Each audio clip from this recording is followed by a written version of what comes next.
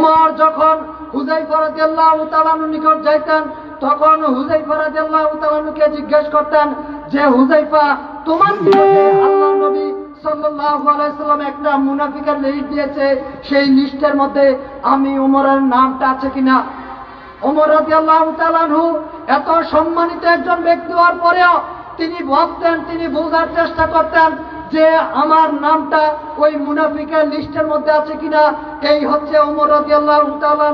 কিন্তু আমরা কত হারামের মধ্যে লিপ্ত, কত পাপের মধ্যে লিপ্ত, কতভাবে অন্যায়, কত জুলুম, কত পাপাচারের মধ্যে লিপ্ত, তারপরেও আমরা একবার চিন্তা করি না, একবারের জন্য মনে করি না যে আমার নামটা মুনাফিকদের লিস্টের মধ্যে আছে কিনা। সম্মানিত উপস্থিতি, আমি আপনাকে বুঝাতে চাচ্ছি যে মুনাফিক হওয়ার জন্য, মুনাফিক দেখার জন্য, মুনাফিক বুঝার জন্য বিভিন্ন অঞ্চলে যাওয়ার প্রয়োজন নেই। মুনাফিক যে আমি কখন নিজেই হয়ে গিয়েছি সেটা আমরা বুঝতে পারছি না। আল্লাহ সুবহানাহু ওয়া তাআলা আমাদেরকে বুঝার তৌফিক দান করুন, আমিন। সম্মানিত উপস্থিতি, আল্লাহ সুবহানাহু ওয়া তাআলা কোরআনুল কারীমে বলছেন, ইয়া আইয়ুহাল্লাযীনা আমানুত্তাকুল্লাহা ওয়া কুনু মা'আস সাদিকিন। সূরা তাওবার 119 নম্বর আয়াতে বলছেন যে হে ঈমানদারগণ, তোমরা আল্লাহকে ভয় করো এবং ন্যায়নিষ্ঠ সত্যবাদীদের অন্তর্ভুক্ত হও। তোমরা ন্যায়নিষ্ঠ সত্যবাদীদের অন্তর্ভুক্ত হও, সত্য কথা বলো, সত্যর সাথে চলো, সত্যকে অনুসরণ করো। আল্লাহ তাআলার আদেশ। আল্লাহ সুবহানাহু ওয়া তাআলা সূরা ইসরার 80 নম্বর আয়াতে বলছেন, হে নবী, আপনি দোয়া করুন, আপনি প্রার্থনা করুন যে হে আমার প্রতিপালক, আমাকে আপনি যেখানে নিয়ে যান সেখানে সততার সহকারে নিয়ে যান, যেখান থেকে বের করেন সেখান থেকে সততা সহকারে আমাকে আপনি বের করে দিন এবং আপনার সাহায্য সদা সর্বদা আমার সাথেই রাখুন। সম্মানিত উপস্থিতি, এভাবে করে আল্লাহ সুবহানাহু ওয়া তাআলা কোরআনুল কারীমে বিভিন্ন আয়াতের মধ্যে এই মুনাফিকদের কথা উল্লেখ করেছেন। মুনাফিকদের কথা উল্লেখ করতে গিয়ে আল্লাহ সুবহানাহু ওয়া তাআলা বলছেন, ওয়াইদা কিলা লাহুম আমিনু কামা আমানান নাস। যে কথাটা আমি শুরুতে বলেছিলাম যে যখন মুনাফিকদেরকে বলা হতো যে তোমরা তাদের মতো করে ঈমান আনয়ন করো, কাদের মতো?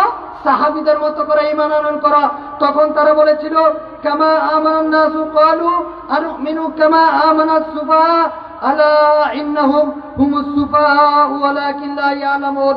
তারা বলতো যে আমরা কি ওই সমস্ত নির্বোধ ব্যক্তিদের মতো ঈমান আনয়ন করব যারা নির্বোধ, যারা বোকা শ্রেণী?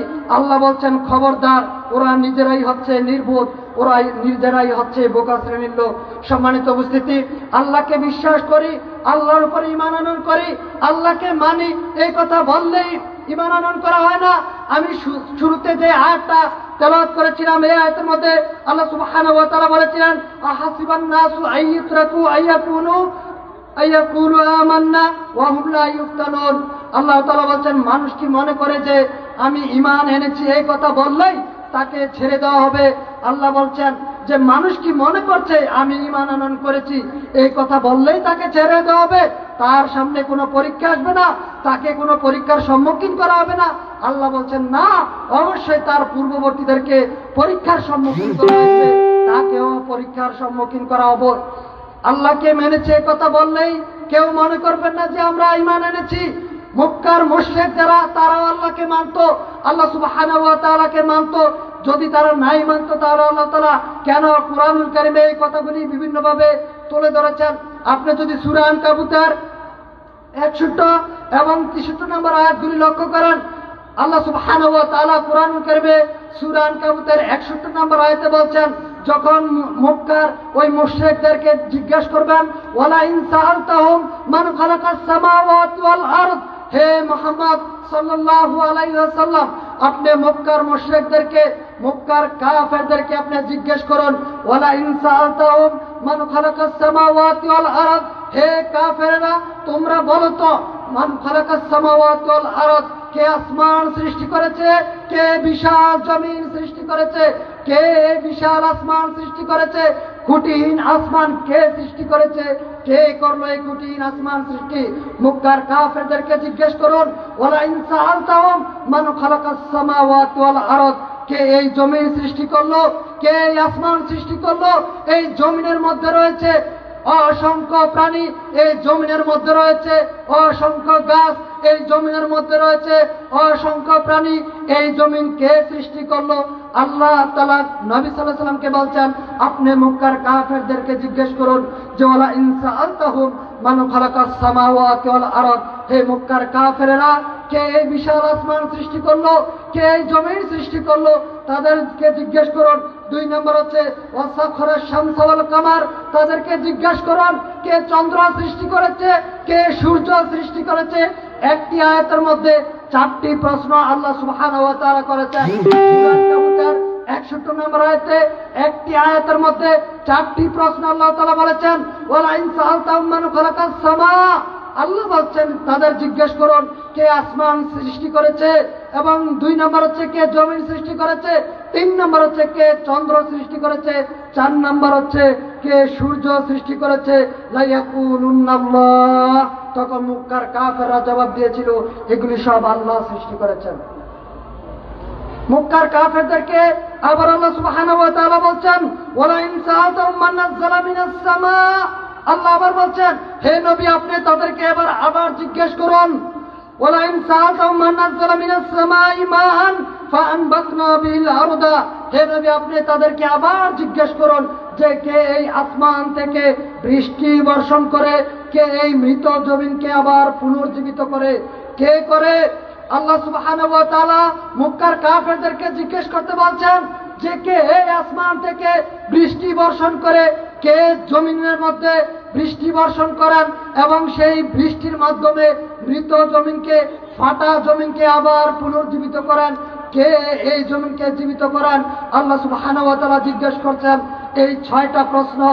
1, কে আসমান সৃষ্টি করলো, 2, কে জমিন সৃষ্টি করলো, 3, কে চন্দ্র সৃষ্টি করলো, 4, কে সূর্য সৃষ্টি করলো, কে 5 নম্বর হচ্ছে কে বৃষ্টি বর্ষণ করলো, 6 নম্বর হচ্ছে কে মৃত জমিনকে পুনর্জীবিত করলো। এই 6টা প্রশ্নের জবাব একটাই, আল্লাহ বলছেন লা ইয়াকুলুন্নাল্লাহ, মক্কার কাফেরদের জবাব ছিল কি এগুলি সব আল্লাহ তাআলার সৃষ্টি। তাহলে 6টা প্রশ্ন মক্কার কাফেররা, তাহলে তারা কেন মুশরিক? তারা কেন মুশরিক? তাদেরকে কেন মুশরিক বলা হচ্ছে? অথচ তারা এগুলির জবাবে বলছেন যেগুলি আল্লাহ সৃষ্টি করেছেন। তারা বিশ্বাস করতো আল্লাহ রিজিকদাতা, তারা বিশ্বাস করতো কাবার মালিক হচ্ছেন আল্লাহ। এটা যদি তারা বিশ্বাস নাই করতো, আপনারা বিভিন্ন ওয়াজের মধ্যে, বিভিন্ন খুতবার মধ্যে শুনতে পেয়েছেন যে কাবাঘর যেদিন ভাঙার জন্য এক শ্রেণীর লোক এসেছিল, তখন মুহাম্মদ সাল্লাল্লাহু আলাইহি ওয়াসাল্লামের দাদা যান, মুহাম্মদ সাল্লাল্লাহু আলাইহি ওয়াসাল্লামের দাদা তিনি এই কাবাঘরকে রক্ষণাবেক্ষণ করতেন। মুহাম্মদ সাল্লাল্লাহু আলাইহি ওয়াসাল্লামের দাদা তিনি কাবাঘরকে রক্ষণাবেক্ষণ করতেন। তিনি এই কাবার কোনো হেফাজতের দায়িত্ব না নিয়ে তিনি তার ওট বেড়া ছাগল নিয়ে বাড়ির দিকে রওনা হচ্ছেন। এক দল বলছে যে আপনি দেখতে পাচ্ছেন, আপনি শুনতে পাচ্ছেন যে কাবাঘর ভাঙার জন্য কিছু সংখ্যক লোক আসছে, আর আপনি আপনার ওট বেড়া ছাগল নিয়ে বাড়িতে যাচ্ছেন। তখন ওই তার দাদা বলেছিলেন যে যার ঘর তিনি রক্ষা করবেন, আমি আমার ওট বেড়া ছাগলের মালিক, আমি এগুলি নিয়ে আমি বাড়িতে চলে যাচ্ছি। এই কথার দ্বারা কি বোঝানো হচ্ছে? এই কথার দ্বারা বোঝানো হচ্ছে যে তিনি বিশ্বাস করতেন এই রবে কাবার ঘরের একজন সৃষ্টিকর্তা একজন আছে, এটা তিনি বিশ্বাস করতেন। এছাড়াও আমরা জানি যে মুহাম্মদ রাসূলুল্লাহ সাল্লাল্লাহু আলাইহি সাল্লামের যে সাথে যে সমস্ত যুদ্ধগুলি হয়েছিল, তার মধ্যে একটা যুদ্ধের মধ্যে যাওয়ার সময় আবু জাহেল কাবার গিলাফ ধরে তিনি মুহাম্মদ সাল্লাল্লাহু আলাইহি সাল্লামের জন্য ধ্বংস কামনা করেছিলেন যে আমি যদি আমার দ্বীনের উপরে, আবু জাহেল বলছেন আমি যদি আমার দ্বীনের উপরে যদি সত্য হই, যদি আমি সঠিক হই, তাহলে তুমি মুহাম্মদ সাল্লাল্লাহু আলাইহি সাল্লামকে ধ্বংস করো। নাউযুবিল্লাহ। এই কথা কে বলেছিলেন? আবু জাহেল বলেছেন কাবাঘরের গিলাফ ধরে। সম্মানিত উপস্থিতি, তাহলে এই কথা দ্বারা আমরা এটাও বুঝতে পারি যে আসলে আবু জাহেলও বিশ্বাস করতেন যে এই কাবার মালিক একজন আছে, এটা বিশ্বাস করতেন। যদি তিনি বিশ্বাস নাই করতেন তাহলে কাবাঘরের গিলাফ ধরে মুহাম্মদ রাসূলুল্লাহ সাল্লাল্লাহু আলাইহি সাল্লামের বিরুদ্ধে বদদোয়া কেন করলেন? এটা কি আপনার বিবেকে একবার আসে না? তাহলে তিনি কেন বদদোয়া করলেন? সম্মানিত উপস্থিতি, এই জন্য আল্লাহ সুবহানাহু ওয়া তাআলা বলছেন, ওয়া ইন তুতি আকসারা মান ফিল আরদি ইউদিল্লুকা আন সাবিলিল্লাহ। হে নবী, আপনি যদি জগতের অধিকাংশ মানুষের অনুসরণ করেন, ইউদিল্লুকা আন সাবিলিল্লাহ, তাহলে এই অধিকাংশ মানুষ আপনাকে আল্লাহ থেকে বিচ্যুত করবে, পথভ্রষ্ট করবে। এখান থেকে যদি আপনি 1 কিলোমিটার দূর, এখান থেকে যদি আপনি 1 মাইল দূরের দিকে আপনি তাকান, তাহলে আপনি দেখতে পাবেন যেন আসমান মাটিতে লেগে গেছে। এখান থেকে যদি আপনি 1 কিলোমিটার দূরে তাকান, তাহলে মনে হবে যেন ওই দিক দিয়ে আসমানটা মাটিতে লেগে গেছে। মনে হবে যেন একটা উঁচু গাছের মধ্যে উঠলে, একটা উঁচু বিল্ডিং এর মধ্যে উঠলেই মনে হচ্ছে যে আমি আসমানকে ছুঁতে পারবো, ধরতে পারবো। মনে হয় না এরকম? মনে হচ্ছে। কিন্তু আপনার এই দেখাটা কি ঠিক? আপনি এখান থেকে 1 কিলোমিটার দূর দেখতে পাচ্ছেন যে এখান থেকে 1 কিলোমিটার দূরে একটা গাছের উপরে অথবা একটা উঁচু বিল্ডিং এর মধ্যে যদি আমি দাঁড়াই, মনে হবে যেন আমি আসমানটাকে ছুঁতে পারবো। কিন্তু আপনার এই দেখাটা কি ঠিক? ঠিক নয়। তাহলে আপনার দৃষ্টির সীমাবদ্ধতা রয়েছে, ঠিক অনুরূপভাবে আপনার ইলমের মধ্যে সীমাবদ্ধতা রয়েছে, আপনার সব কিছুর মধ্যে সীমাবদ্ধতা রয়েছে। তাই আল্লাহ সুবহানাহু ওয়া তাআলা বলেন, ওয়া মা উতিতু মিনাল ইলমি ইল্লা কালিলা। আল্লাহ তাআলা বলেন, তোমাদেরকে যে জ্ঞান দিয়েছি তা একেবারেই সামান্যতম জ্ঞান। সম্মানিত উপস্থিতি, তাহলে আসুন আমরা একটু বোঝার চেষ্টা করি যে মক্কার কাফেররা তাহলে কেন মুশরিক। মক্কার কাফেররা কেন মুশরিক? মক্কার কাফেরদেরকে কেন আমরা কাফের বলি, অথচ তাদের যে সমস্ত কাজ কারবারগুলি রয়েছে সেগুলি হয়তো আমাদের সমাজেও বিদ্যমান রয়েছে। এই তো গত সম্ভবত 2 সপ্তাহ আগের একটা ঘটনা আপনাকে আমি জানাই। গত 2 সপ্তাহ আগের একটা ঘটনা, একজন যুবক রাতের প্রায় 10টার সময় সৌদি আরব থেকে আমাকে কল করে কান্নাকাটি করলেন।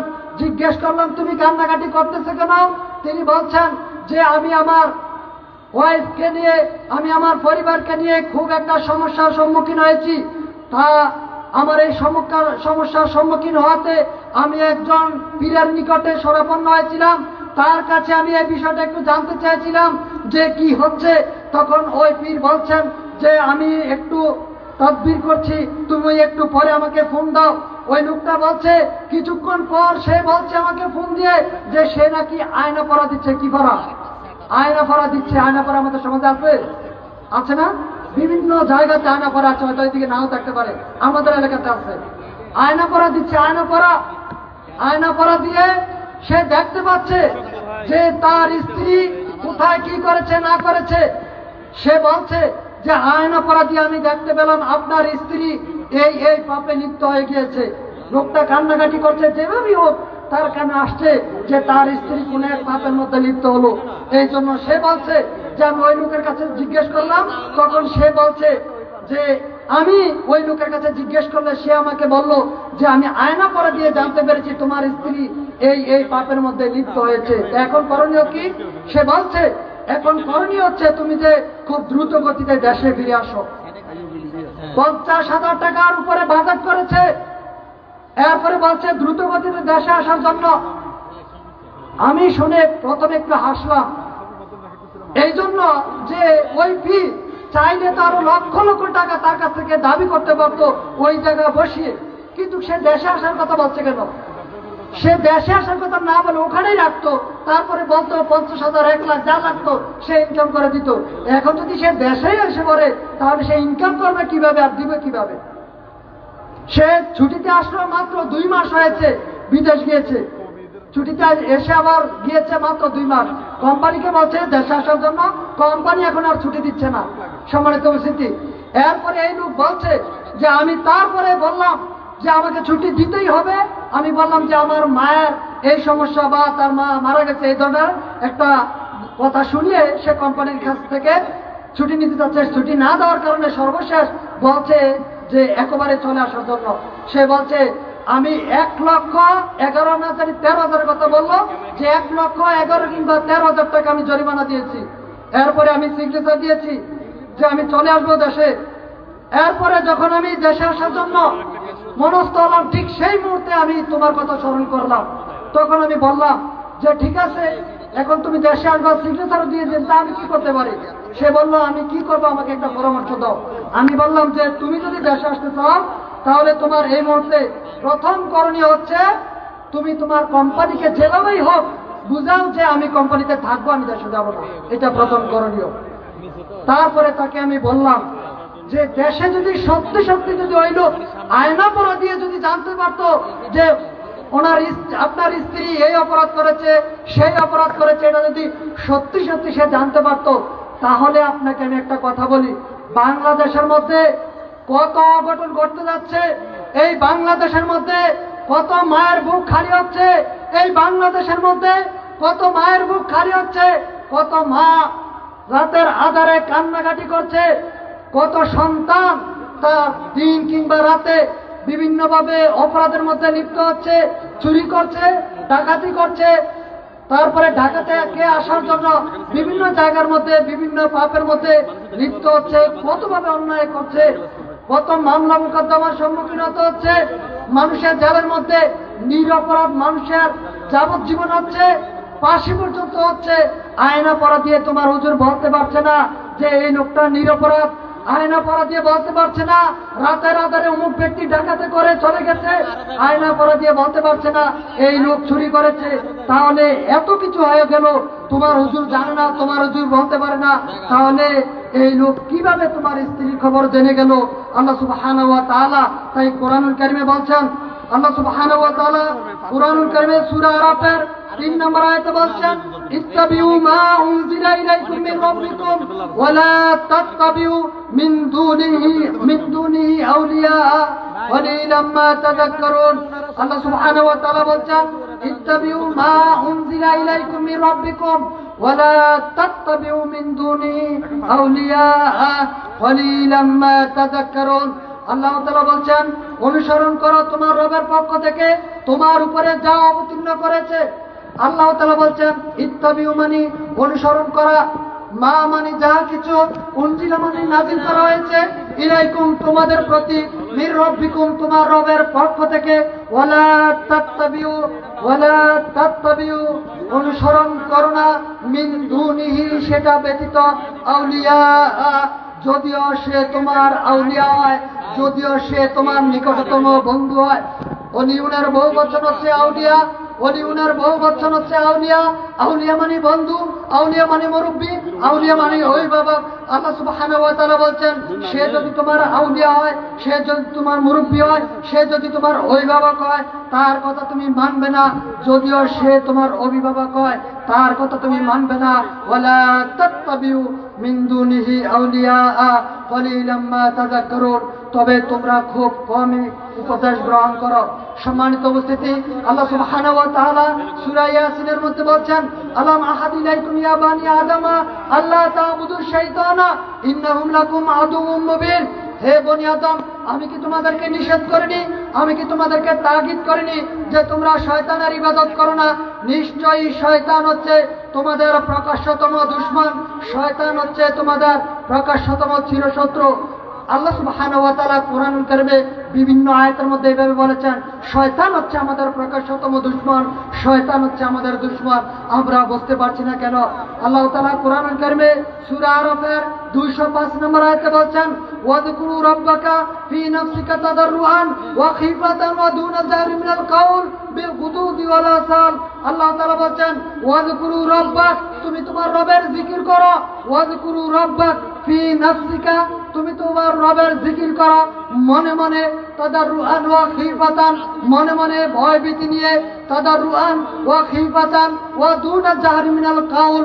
আল্লাহ বলছেন, খবরদার তোমার জিকির যেন উচ্চ আওয়াজে প্রকাশিত না হয়।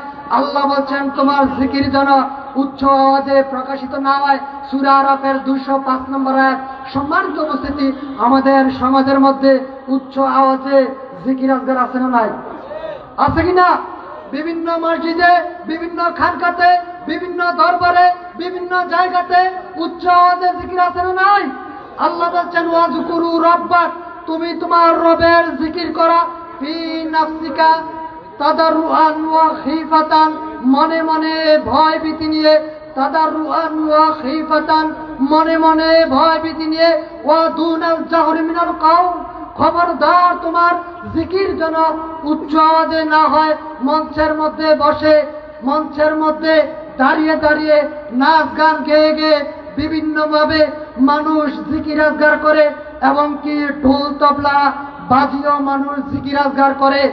এই যে আপনারা জানতে পাচ্ছেন, বিভিন্ন মাহফিলের মধ্যে দেখতে পাবেন যে ব্রেলভি বা রেজবি একটি গ্রুপ রয়েছে, তারা এই জিকিরকে একেবারেই ফরজ মনে করছে, ঢোল তবলা বাজিয়ে অথবা বিভিন্ন যে আপনার বিয়ের যে অনুষ্ঠানগুলি রয়েছে সেগুলোর মধ্যে ঢোল তবলা বাজিয়ে বিভিন্নভাবে তারা এই সমস্ত নিকৃষ্ট কাজের মধ্যে নিমজ্জিত রয়েছে।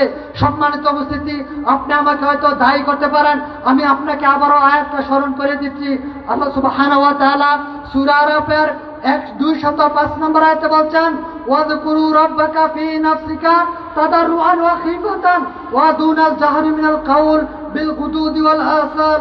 আল্লাহ বলছেন, খবরদার তুমি তোমার রবের জিকির করো মনে মনে ভয় ভীতি নিয়ে, এবং তোমার জিকির যেন উচ্চ আওয়াজে না হয়।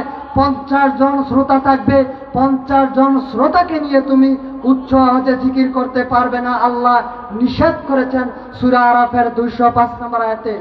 সম্মানিত উপস্থিতি, আমি আপনাকে বুঝাতে চাচ্ছি যে আপনি আল্লাহ সুবহানাহু ওয়া তাআলা বলছেন, আলাম আহাদ ইলাইকুম ইয়া বানি আদামা আল্লা তা'বুদু শাইতানা ইন্নাহু লাকুম আদুউম মুবিন।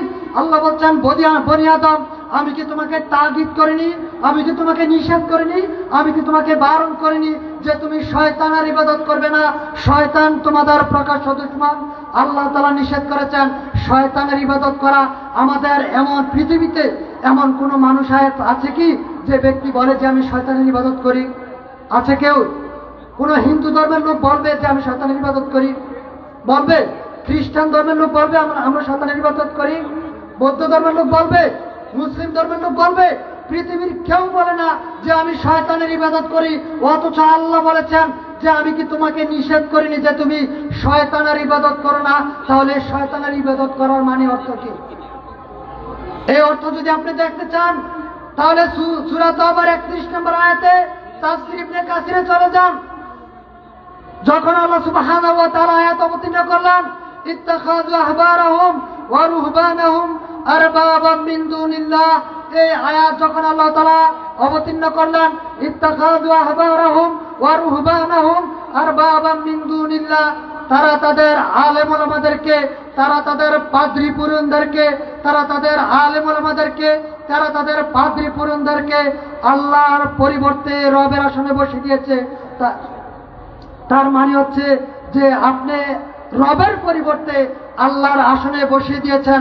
এর অর্থ হচ্ছে, আল্লাহর আসনে বসিয়ে দেওয়ার অর্থ হচ্ছে যে আল্লাহর জায়গাতে অন্য কারো আইন, অন্য কারো বিধান, অন্য কারো হুকুম মানার চেষ্টা করছেন। এই হচ্ছে আল্লাহর বিধানকে লঙ্ঘন করা। সম্মানিত উপস্থিতি, আসুন আমরা প্রতিনিয়ত একটু আয়াতগুলিকে, হাদিসগুলিকে বোঝার চেষ্টা করি। আল্লাহ সুবহানাহু ওয়া তাআলা আমাদেরকে বোঝার তৌফিক দান করুন, আমিন। আজকের যে আলোচনা শুনেছি, এই আলোচনা থেকে আমরা সত্য জেনে, সত্য বুঝে, সত্য উপলব্ধ করে সত্য মানার চেষ্টা করি। আল্লাহ সুবহানাহু ওয়া তাআলা আমাদেরকে